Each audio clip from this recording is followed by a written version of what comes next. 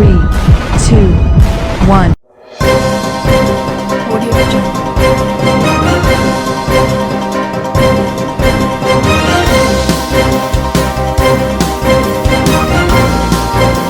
Audio Jungle. Audio Jungle.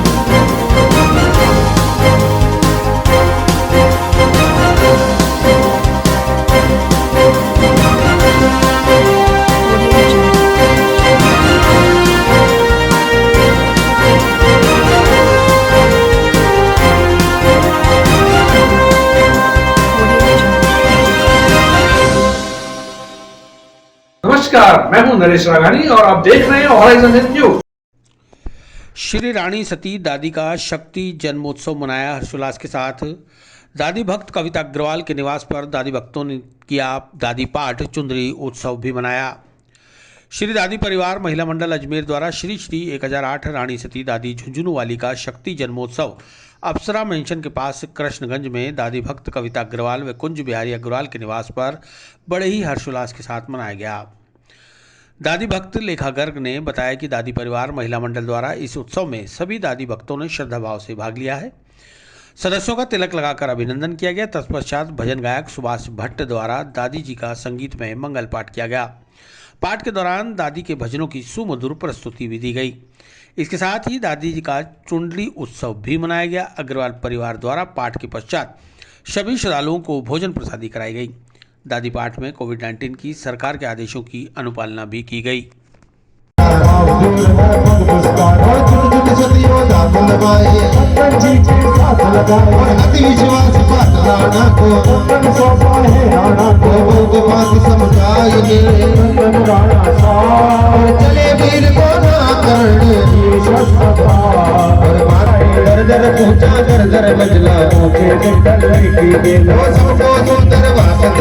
अरे मासला हो गया रोने का समय हो गया दास भेजने वही बुलाया बुलावे का तुरंत लगा। जय दादी की। दादी परिवार महिला मंडल अजमेर के द्वारा आज हम कविता जी अग्रवाल के निवास स्थान पर दादी का मंगल कर रहे हैं। आज कृष्ण पक्ष की नवमी है और आज के दिन दादी शक्ति रूप में अवतार लिया था दादी जी ने। तो आज हम दादी का मंगल पाठ कर रहे हैं। दादी जी के मंगल पाठ सुभाष जी के द्वारा किया जा रहा है। इस मंगल पाठ के दौरान जो भजन वगैरह हुए उसमें महिलाएं बहुत भावुक होकर उन्होंने नृत्य किया है और पाठ का समापन भोजन प्रसादी के साथ होगा। All India fair price shop dealers federation के बैनर तले राशन डीलर्स ने जिला रसद अधिकारी को दिया अल्टीमेटम। खाद्य सचिव के नाम ज्ञापन सौंपकर मांगे पूरी नहीं होने पर दी आंदोलन की चेतावनी। सोमवार को अजमेर जिले के समस्त राशन डीलर्स ने एकजुट होकर जिला रसद कार्यालय पहुंचकर रसद अधिकारी को खाद्य सचिव के नाम ज्ञापन सौंपा। राशन डीलर्स का प्रतिनिधित्व कर रहे प्रदेश सचिव सुरेश कुमार सैनी और प्रदेश सलाहकार मीडिया प्रभारी लोकेंद्र शर्मा ने बताया कि राशन डीलर्स की सुनवाई करने वाला इस पूरे प्रदेश में कोई नहीं है। ना जिला रसद अधिकारी सुनवाई करते हैं और ना ही मंत्रालय। ऐसे में राशन डीलर्स अपनी पीड़ा किसके सामने व्यक्त करें। आज जिला रसद अधिकारी को 9 सूत्रीय मांग पत्र सौंपकर जल्द से जल्द मांगे पूरी करने का निवेदन किया है, अन्यथा भूख हड़ताल और डीएसओ कार्यालय के बाहर मुंडन कराने की चेतावनी भी दी है। राशन डीलर्स की मांग है कि राशन डीलर्स द्वारा कोरोना काल में गेहूं वितरण करने के पश्चात भी कमीशन उपलब्ध नहीं हो रहा। आधार सीडिंग, जनाधार, केवाईसी सीडिंग, आंगनबाड़ी का commission, step door delivery dealers द्वारा दी गई उसका भी कमीशन अभी तक नहीं मिला है, इसलिए प्रत्येक माह कमीशन दिलवाना सुनिश्चित कराया जाए। पीओएस में गलत स्टॉक चढ़ा हुआ है, उसे हटवाया जाए। जब केरोसिन सरकार द्वारा बंद कर दिया गया तो वह भी स्टॉक पीओएस से हटाया जाए। ठेकेदार द्वारा गेहूं भिजवाने से 24 घंटे पूर्व डीलर को सूचित किया जाना चाहिए, जिससे कि वह गोदाम जाकर अपने माल की पूर्णतया उचित मात्रा में प्राप्ति कर सके। ठेकेदार द्वारा डीलर्स को नहीं खाने योग्य गेहूं भेजा जा रहा है, उसे रोका जाए या बदला जाए। इस मौके पर जिला अध्यक्ष महावीर अजमेरा, जिला महासचिव धीरज गोयल, प्रदेश सचिव सुरेश कुमार सैनी, प्रदेश सलाहकार अशोक जैन, जिला मीडिया प्रभारी लोकेंद्र शर्मा सहित कई राशन डीलर्स मौजूद रहे। हमारे राशन डीलरों को 6-6 महीने से कमीशन नहीं दिया गया। जब किसी राशन डीलर काम कर रहा है उसके ऊपर कमीशन लेता है, उसको आज तक कमीशन नहीं दिया। सरकार या तो सरकार फ्री करवा रही है या अधिकारी फ्री कर रहे हैं, ये कोई समझ से बाहर नहीं है। 6 महीने से इनको इतने लेटर दे चुके हैं हम, जिसकी आज तक हद ही नहीं है। इनके मेल आईडियों पर जाके देखो, कलेक्टर साहब को ज्ञापन दे दिया, पर हमारे आज तक कोई सुनाई नहीं जा रही है। जब हम पदाधिकारी आते हैं तो कहते हैं आप नेतागिरी करते हो। तो अब ये बताओ कि हम राशन डीलर जाएं तो जाएं कहाँ। दूसरी बात, आज किसी अगर डीलर ने गेहूं दिया है तो अधिकारियों ने कार्ड बनाए, राशन डीलर ने कार्ड नहीं बनाए। जब एक राशन डीलर की जब आप एफआईआर लॉन्च करते हो तो उसको मुलजिम उस कार्डधारी को भी क्यों नहीं बनाए आज तक एफआईआर लॉन्च के अंदर। पूरे राजस्थान में इन्होंने गफलेबाजी करी है। अगर एक एक इन अधिकारियों की पूरे राजस्थान में डीएस ऑफिस की जांच अगर निकली जाए तो मैं कहता हूं कि इसमें से आधे विभाग में से नौकरी से सस्पेंड होंगे। उसको कोई नहीं रोक सकता है, क्योंकि आज तक इन्होंने राशन डीलरों को ही दबा रहे हैं हर जगह। अगर कोई हम पदाधिकारी आते हैं तो महोदय ये कहते हैं कि हम जानते नहीं है डीलर को, कि ऐसा क्यों भाई। कि आज मेरे को अगर मैं पूरे राजस्थान का प्रदेश सचिव हूँ, या तो मेरे पास वो इलेक्शन होके मैं फिर खड़ा हुआ हूँ, या ये फिर अधिकारी चाहते हैं कि हम चाहेंगे जो होगा। तो ये कहते हैं क्योंकि हम एक राशन डीलर एक गरीब परिवार से आते हैं और गरीब की हम सेवा करते हैं। कैसे हम कोऑपरेट करते हैं, मशीनें नहीं चलती है तो हम उसको वितरण के लिए कह देते हैं भाई हाल फिलहाल तू ले जा, 2 दिन बाद अंगूठा लगा जियो। हम इस तरह से किसी को भूखा नहीं रखना चाहते हैं। अधिकारी आते हैं, अगर इनके अपने कहीं रिपोर्ट है या इनकी जांच बंटवाते हैं तो हमारे पास ज़बरदस्ती विलेम लगाते हैं कि आपके तारीख तो बोर्ड पे तारीख नहीं है, तुम्हारे स्टॉक में इतना गेहूँ कम है। ज़बरदस्ती हमारे को मारते हैं। जब हम पद के संगठन के आदमी जाते हैं कि साहब हमारे सामने साइन कराओ तो हमारे साइन नहीं कराते। इनके जस्ती जैसी तरह पुलिस प्रशासन करती है, जिस तरह या रसद विभाग के ईओई करते हैं हमारे साथ। तो हम जावे तो जाएगा। आज लास्ट चेतावनी दे रहा हूँ मैं सुरेश कुमार सैनी पूरे राजस्थान को, या तो हमारी मांगे पूरी की जाए, नहीं तो आने वाले टाइम में कलेक्टर के सामने जब तक मेरे पूरे राजस्थान के पूरे डीलरों की समस्या का समाधान नहीं होगा तो मैं भूख हड़ताल पर बैठूंगा। उसकी जिम्मेदारी सरकार की और ये डीएसओ महोदय की पूरे राजस्थान की होगी।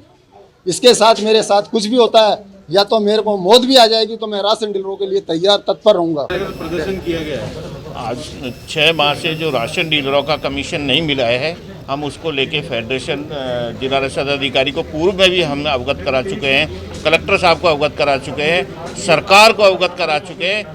सरकार के कान पे भी जू नहीं रेंग रही है, प्रशासन के कान पे भी जू नहीं रेंग रही है, विभाग के कान पे भी जू नहीं रेंग रही। राशन डीलरों की जो दिवाली बनी है बहुत काली बनी है।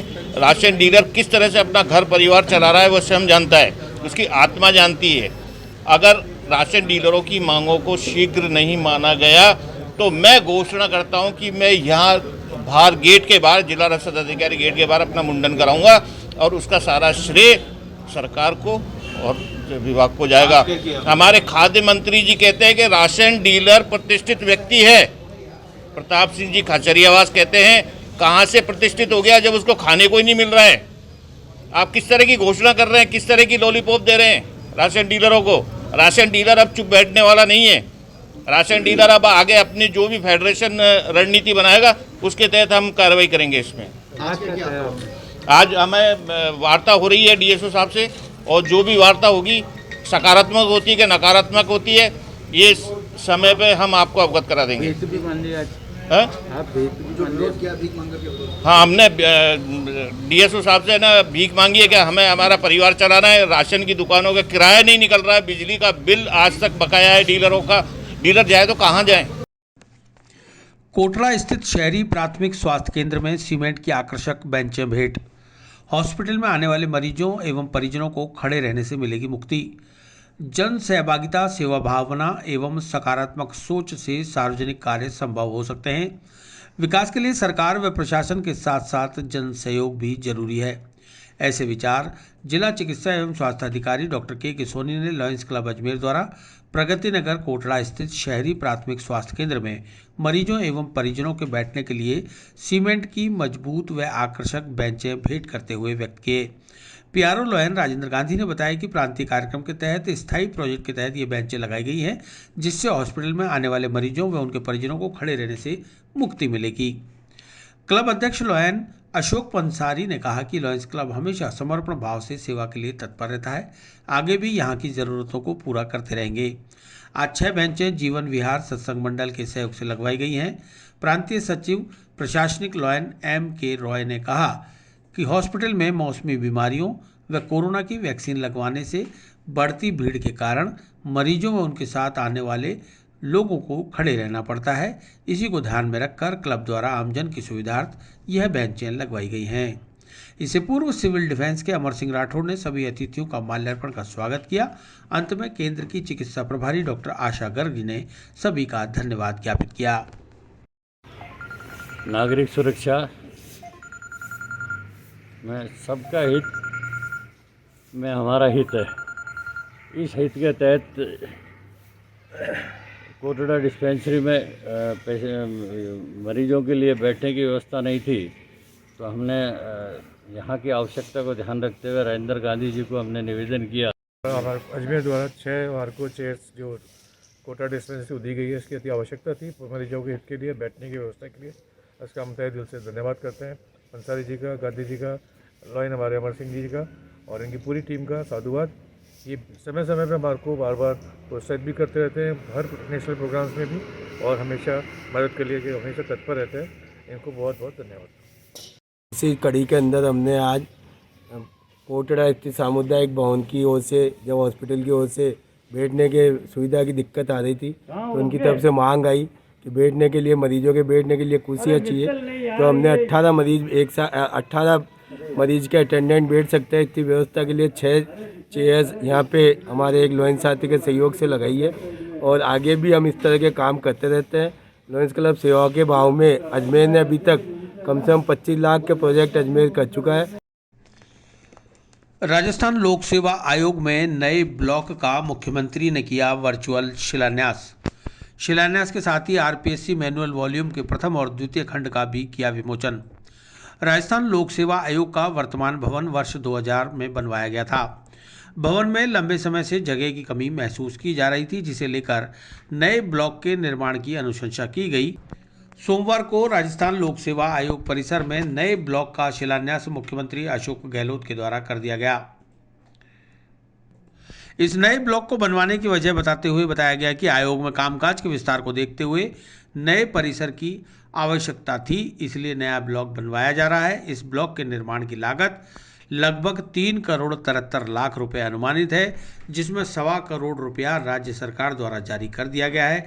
इस मौके पर आयोग के अध्यक्ष डॉक्टर भूपेंद्र सिंह ने वर्चुअली मुख्यमंत्री का स्वागत कर आयोग की गतिविधियों की जानकारी दी। आयोग सदस्य डॉक्टर शिव सिंह राठौड़ ने स्वागत भाषण दिया, जिसके बाद मुख्यमंत्री ने ब्लॉक भवन का विधिवत शिलान्यास किया। साथ ही आरपीएससी मैनुअल वॉल्यूम के प्रथम और द्वितीय खंड का विमोचन भी किया। इस मौके पर जिला कलेक्टर प्रकाश राजपुरोहित सहित आयोग के अध्यक्ष डॉक्टर भूपेंद्र सिंह व सदस्य गणों सहित आरपीएससी का स्टाफ मौजूद रहा। आज माननीय मुख्यमंत्री जी ने जो आरपीएससी के नए ब्लॉक का शिलान्यास किया है, इस शिलान्यास के भवन में कुल मिलाकर 5600 स्क्वायर फीट के आसपास का इसमें निर्माण होगा और इस निर्माण के माध्यम से 7 बोर्ड रूम्स, इंटरव्यू के बोर्ड रूम्स और बाकी सुविधाएं मिलेंगी। जो भी अभ्यर्थी यहाँ पर साक्षात्कार देने के लिए आते हैं, उनको इससे बेहतर सुविधाएं मिल सकेंगी।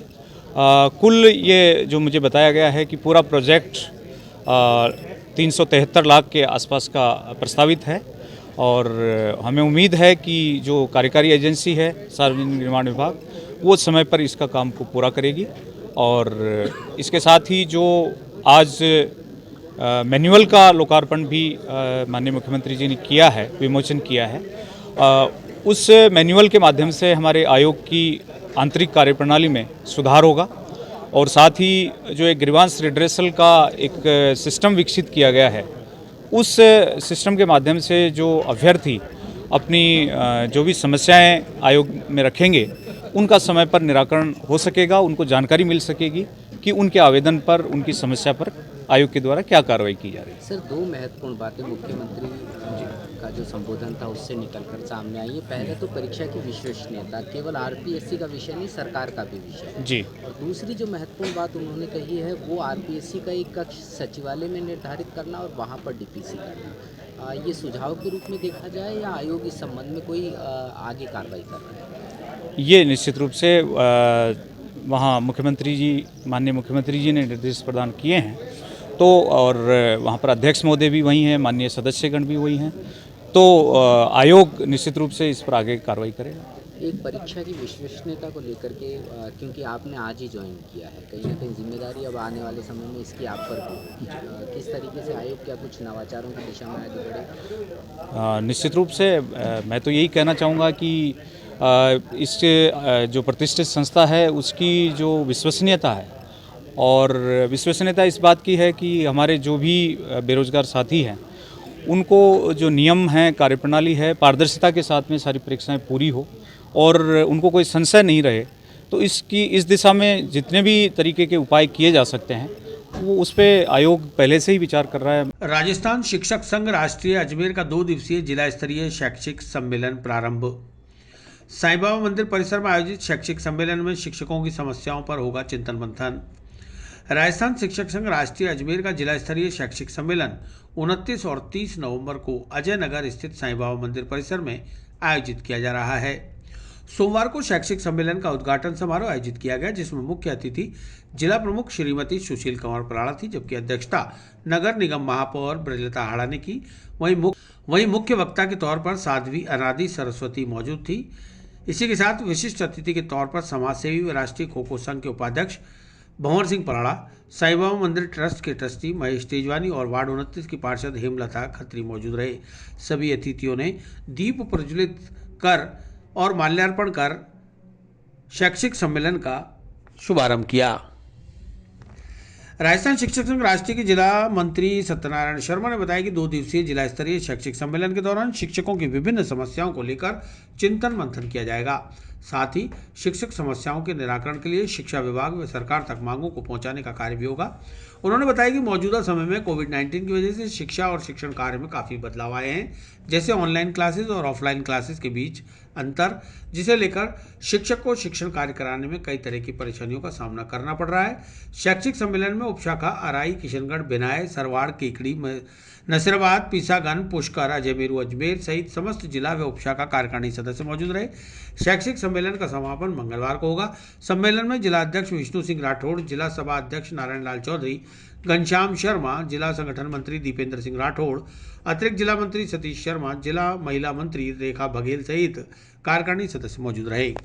शिक्षक समस्याओं को लेकर हमेशा जिला सम्मेलन आयोजित किया जाता है, प्रदेश सम्मेलन आयोजित किया जाता है। ये 2 दिवसीय शिक्षक सम्मेलन 29 व 30 नवंबर को साईं बाबा मंदिर परिसर अजमेर में आयोजित किया जा रहा है, जिसमें हमारे मुख्य अतिथि जिला प्रमुख मैडम, अध्यक्षता महापौर मैडम कर रही है, विशिष्ट अतिथि पलाड़ा जी, भंवर सिंह जी पलाड़ा साहब हैं, और मुख्य वक्ता हमारे अनादि सरस्वती है, और भी यहाँ ट्रस्टी यहाँ के जो हैं तेजवानी जी, वो भी यहाँ के हमारे विशिष्ट अतिथि हैं।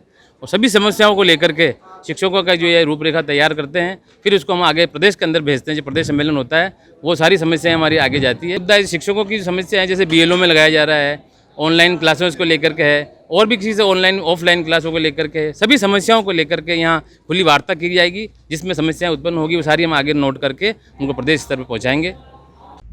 जेएलएन अस्पताल में OPD व वार्ड ड्यूटी सेवाओं का रेजिडेंट्स ने शुरू किया बहिष्कार। मेडिकल कॉलेजों में UG फर्स्ट ईयर का बैच अभी तक नहीं आने से रेजिडेंट्स पर पड़ रहा है भार। संभाग के सबसे बड़े जवाहरलाल नेहरू मेडिकल कॉलेज में रेजिडेंट्स चिकित्सकों के चल रहे आंदोलन के तहत सोमवार से रेजिडेंट्स ने OPD सेवाओं के साथ ही वार्ड ड्यूटी का बहिष्कार शुरू कर दिया। मेडिकल कॉलेज रेजिडेंट्स एसोसिएशन के अध्यक्ष डॉक्टर अभिषेक ने बताया कि मेडिकल कॉलेजों में UG के प्रथम वर्ष का बैच जून माह में आ जाना चाहिए था, लेकिन साल बीतने को है, अभी तक काउंसलिंग नहीं की गई, जिसकी वजह से एक बैच के रेजिडेंट चिकित्सकों का भार 66% रेजिडेंट्स पर आ गया है। मौजूदा वक्त में डेंगू और कोविड के मरीजों का उपचार रेजिडेंट्स ने किया, अब कोविड की तीसरी लहर भी आने को है। ऐसे में यदि जल्द प्रथम वर्ष के बैच की काउंसलिंग कर ज्वाइनिंग नहीं कराई गई तो मुश्किलें खड़ी हो जाएंगी। इसी को लेकर रेजिडेंट्स एसोसिएशन संघर्षरत है और आज OPD का बहिष्कार कर चिकित्सा प्रशासन और सरकार पर दबाव बनाने का प्रयास किया जा रहा है, ताकि जल्द से जल्द काउंसलिंग कराई जा सके। क्या था आज दिनांक 29 तारीख से राजस्थान के सभी कॉलेज व इंडिया के अधिकांश मेडिकल कॉलेजों में OPD कार्य का बहिष्कार किया गया है। OPD कार्य के साथ साथ जो भी वार्ड की ड्यूटीज़ है और रूटीन होती है उन सभी का बहिष्कार किया गया। इमरजेंसी समय अभी चालू है, क्योंकि अभी डेंगू की लहर चल रही है, इसलिए मानव हित को देखते हुए इमरजेंसी सेवाओं को अभी सुचारू रूप से रखा गया है। और यह सब इसलिए किया जा रहा है क्योंकि अब तक जो हमारा नया बैच आ जाना चाहिए था उसका टाइम जून जुलाई का होता है, लेकिन अभी 6 महीने बीत गए, अभी भी एक भी रेजिडेंट नहीं ज्वाइन किया है और 66% कैपेसिटी के साथ में काम करना अब रेजिडेंटों के लिए एक बहुत मुश्किल काम हो गया है। और कोविड की तीसरी लहर भी आ सकती है, इसको देखते हुए हम सरकार से यही आग्रह करते हैं कि नए रेजिडेंटों को जल्द से जल्द लाया जाए और काउंसलिंग को, नीट की काउंसलिंग जो सरकारी कारणों से अटकी पड़ी है उसको जल्द से जल्द पूरा कराया जाए। पुष्कर पुलिस मित्र टीम को भामाशाह ने उपकरण एवं संसाधन खरीदने हेतु दिया 10,000 रुपये का आर्थिक सहयोग। तीर्थ नगरी पुष्कर में करीब 2 वर्षों से निस्वार्थ भावना से अपनी जान जोखिम में डाल सेवा कर रही है पुलिस मित्र टीम। तीर्थ नगरी पुष्कर में करीबन 2 वर्षों से निस्वार्थ भावना से अपनी जान जोखिम में डालकर सेवा करने वाली पुलिस मित्र टीम को पहली बार किसी भामाशाह द्वारा उपकरण और संसाधन खरीदने हेतु 10,000 रुपये का आर्थिक सहयोग दिया गया है। पुलिस मित्र टीम के इंचार्ज अमित भट्ट ने बताया कि डॉक्टर राजेंद्र प्रसाद महर्षि द्वारा पुलिस मित्र टीम के द्वारा गत 2 वर्षों से अपनी जान जोखिम में डालकर किए जा रहे सेवा कार्यों से प्रभावित होकर उपकरण और संसाधन खरीदने के लिए 10,000 रुपये का आर्थिक सहयोग दिया गया है। इसके लिए उनका बहुत बहुत आभार।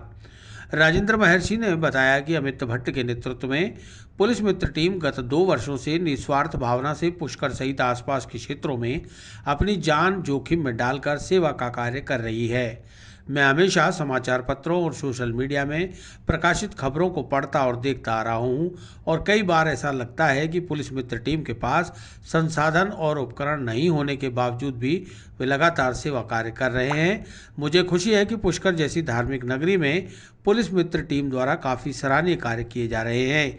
इसके लिए मैं पुलिस मित्र टीम की पूरी टीम को बधाई भी देता हूँ। बताइए। नमस्कार जी, पुलिस मित्र टीम को आज डॉक्टर राजेंद्र प्रसाद जी द्वारा जो 10,000 रुपये का सहायतार्थ चेक जो दिया गया उसके लिए हम उनके बहुत बहुत आभारी हैं।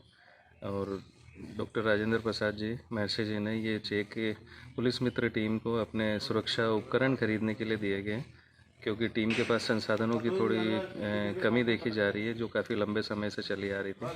इसी को देखते हुए उन्होंने ये चेक पुलिस मित्र टीम को दिया गया और हम लोग काफ़ी आभारी हैं उनके कि उन्होंने हमारे मेहनत को और हमारे काम को नोटिस किया और हमारा उत्साह बढ़ाया और हम लोग हमेशा उनके शुक्रगुजार रहेंगे। धन्यवाद। ब्यावर सदर थाना अंतर्गत 2 अक्टूबर 2020 में हुए कुकर्म के मामले में पॉक्सो कोर्ट के न्यायाधीश ने किया सजा का ऐलान। आरोपी को 20 साल कठोर कारावास व 50,000 रुपये के अर्थदंड से किया दंडित। पॉक्सो कोर्ट संख्या 2 के न्यायाधीश राजेश चंद्र गुप्ता ने सोमवार को ब्यावर सदर थाना अंतर्गत 2 अक्टूबर 2020 को हुए एक नाबालिग बालक के साथ कुकर्म के मामले में आरोपी ब्यावर के नूंदरी महेंद्रतान निवासी चांद मोहम्मद को 20 साल कठोर कारावास के साथ ही 50,000 रुपये के अर्थदंड से दंडित किया है। मामले की जानकारी देते हुए विशिष्ट लोक अभियोजक पॉक्सो कोर्ट संख्या 2 विक्रम सिंह शेखावत ने बताया, अभियोजन पक्ष की ओर से 17 दस्तावेज और 12 गवाह पेश किए गए। शेखावत ने बताया कि आज पॉक्सो कोर्ट के न्यायाधीश राजेश चंद्र गुप्ता ने आईपीसी की धारा 363, 377 और धारा 3D/4 यौन अपराधों से बालकों का संरक्षण अधिनियम 2012 में मुलजिम चांद मोहम्मद को दोषी करार देते हुए 20 वर्ष कठोर कारावास के साथ ही 50,000 रुपये के अर्थदंड से दंडित किया है। अदम अदायगी अर्थदंड अभियुक्त को 6 माह का कठोर कारावास अलग से भुगतना होगा। आईजी साहब भी इन पॉक्सो के मामलों में बड़े संवेदनशील है और बराबर मॉनिटरिंग करते हैं और केस ऑफिसर भी नियुक्त कर रखे हैं इन केसों में, जिससे हमारा सज़ा का प्रतिशत अधिक से अधिक रह रहा है। बस यही है। मैं तो आईजी साहब को बहुत बहुत धन्यवाद देना चाहूँगा कि इस तरह के हमारे को किस तरह के निर्देश दे रखे हैं भाई। आप इन केसों में केस ऑफिसर नियुक्त किया जाए और केस ऑफिसर को मॉनिटरिंग पूरी की जाए ताकि वो गवाहों को प्रॉपर तामील कराया जाए, गवाहों को लेकर आवे और जो भी दस्तावेज वगैरह जो ज़रूरत पड़ती है वो हमें उपलब्ध कराए। गवाहों को दबाव बनाया जाता है उस तरह? नहीं, दबाव नहीं, गवाहों को लेके आए, बयानों के लिए लेके आए। क्योंकि कई बार गवाह दूर दराज के रहने वाले होते हैं, वो प्रॉपर आते नहीं है, जिसमें समय लग जाता है फैसला होने में। और जो फैसलों की जो गति है, जिस स्पीड से हमारे फैसले हो रहे हैं, उनमें आईजी साहब का बड़ा ही योगदान है। वसुंधरा राजे की यात्रा के दौरान लोगों की जेब तराशी करने वाले 2 जेब तराश गिरफ्तार। 7 मोबाइल और लगभग 20,000 की नकदी चोरी के मामले में गिरफ्तार आरोपी को लिया रिमांड पर। आदर्श नगर थाना अंतर्गत 26 नवंबर को भाजपा की राष्ट्रीय उपाध्यक्ष व पूर्व मुख्यमंत्री वसुंधरा राजे की अजमेर यात्रा के दौरान जब स्वागत का दौर चल रहा था, उस दरमियान रात लगभग 8 से 9 बजे के बीच आदर्श नगर में गेट के पास वसुंधरा राजे के स्वागत समारोह के दौरान जेब तराशों द्वारा लगभग 7 भाजपा कार्यकर्ताओं के मोबाइल चोरी हो गए। वहीं 20,000 की नकदी, पर्स में ATM कार्ड, ID कार्ड भी चोरी हो गए। इस मामले में भाजपा आदर्श मंडल के अध्यक्ष अरुण शर्मा द्वारा आदर्श नगर थाने में एक रिपोर्ट दर्ज कराई गई थी, जिस पर पुलिस ने कार्रवाई करते हुए 2 जेब तराशों को गिरफ्तार कर लिया। आदर्श नगर थाने के ASI मंगाराम ने बताया कि आरोपी भरतपुर निवासी रामकिशन और लीला को गिरफ्तार किया गया है। दोनों को आज अदालत में पेश किया गया, जहां से लीला को न्यायिक अभिरक्षा में भेजा गया है, जबकि रामकिशन को 2 दिन के पुलिस रिमांड पर लिया गया है। रिमांड के दौरान आरोपी से माल बरामदगी की जाएगी। माननीय वसुंधरा जी का यात्रा प्रोग्राम था, उसमें स्वागत कार्यक्रम आदर्श नगर गेट के सामने रात को 8 बजे था। तो अरुण कुमार जी शर्मा उन्होंने रिपोर्ट दी, स्वागत समारोह में भीड़ अधिक थी, जहाँ कुछ लोगों ने 10-11 आदमियों की जेब, पर्स, मोबाइल वगैरह कट गए, जिसमें 7 जनों के मोबाइल हैं और करीबन 19-20 हज़ार रुपये, पर्स वगैरह, कुछ ID वगैरह कटी है, जिसमें भरतपुर के हैं अपने रामकिशन और लीला, 2 को गिरफ्तार किया। लीला को जेल करवा दिया, रामकिशन रिमांड पर है, अनुसंधान जारी है। कितने दिन के पीसी रिमांड है? 2 दिन का पीसी रिमांड है। आपका नाम क्या? मंगाराम है, सही थाना आदर्श। कितने मोबाइल बरामद करे? नहीं, बरामद अभी मोबाइल वगैरह इनके पास मौके पर कुछ नहीं मिला। अच्छा, और पूछताछ चल रही है।